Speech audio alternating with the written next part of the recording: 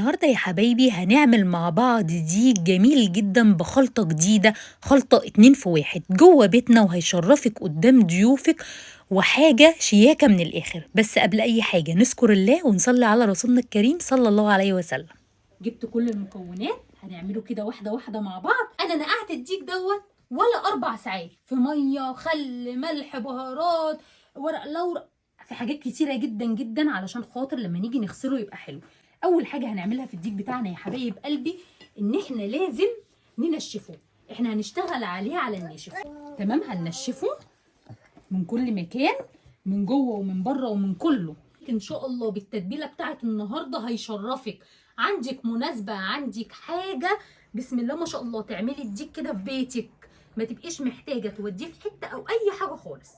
انا الاول هعمله على الناشف. هناخد التوابل دي كده معايا. هنا في التوابل ملح، فلفل اسمر، بهارات، بصل بودر، توم بودر، شويه القرفه يا جماعه قليلين مش كتار، قليلين مش كتار. نبتدي بقى نخلط كل دوت مع بعضه. بسم الله الرحمن الرحيم. هنعمله على الناشف.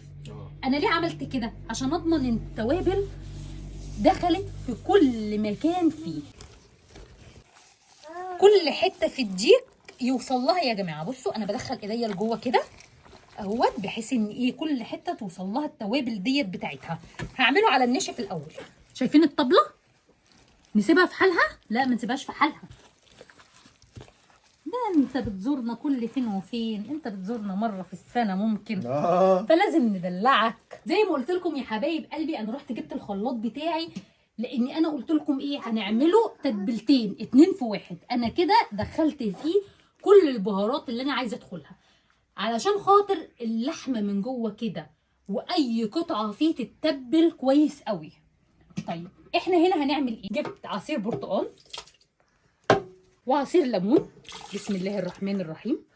يبقى عصير برتقال وعصير ليمون، طماطم، مظبوط. مش هستخدمها كلها، هتشوفوا الباقي هعمل فيه ايه. وهنجيب بصل. الخلطه دي بقى للناس اللي بيحب ده تبقى الحاجه فيها صلصه. ونحط بقيه التوابل اللي اتبقت معايا. بسم الله. كل التوابل اللي اتبقت معايا، يبقى انا كده حطيت التوابل في 2 توابل حطيتها على الناشف، وتوابل حطيتها في الخلطه. هنحط عليها 2 معلقة صلصه. على فكره يا جماعه احنا حطينا ملح مره خلاص، مش هنحط تاني. بسم الله ما شاء الله. الخلطه بتاعتنا اهيت. بسم الله الرحمن الرحيم. بسم الله، بسم الله الرحمن الرحيم. ناخد بقى الحاجات. الله، بصوا يا حبايبي، والله والله والله ريحتها الله اكبر. هو هيبات في التتبيله دي. خدوا بصوا، بصوا انا ماسكه ازاي. بصوا شايفين الحته ديت اهو. دخلوا التتبيله من كل حته ومن كل مكان يا حبايب قلبي. دي هنا بقى شايفين البصل دوت، ناخد شويه كده حلوين، شويه كده نحط ارمي جوه كام بطاطايه ونرميهم جوه.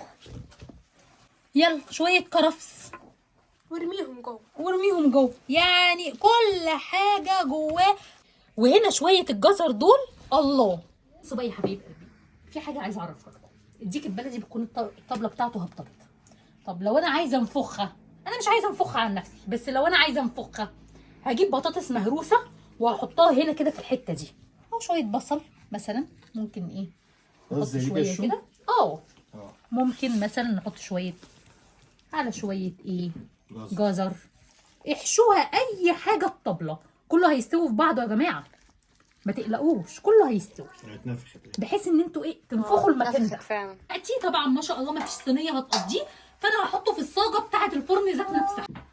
طبعا يا عمده احنا ايه هنحط البصل في الصاجه، تمام، ونحط كل الكلام ده.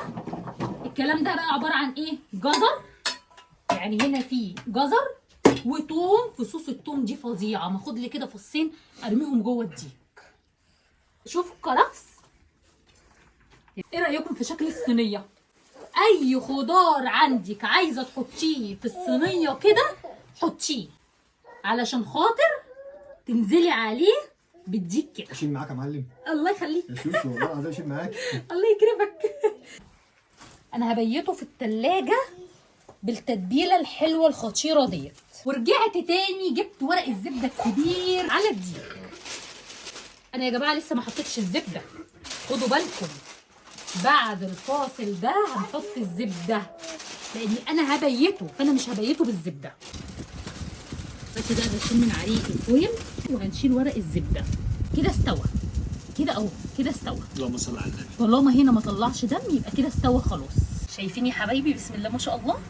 هنسيبه بقى شويه يحمر. الله اكبر، ما شاء الله ما شاء الله. لا اتظبط. شايفين يا حبايبي الجمال والحلاوه؟ بسم الله ما شاء الله. الديك طلع اهوت وبقى زي العسل.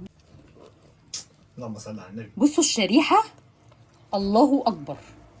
بصوا على جمال الشريحه.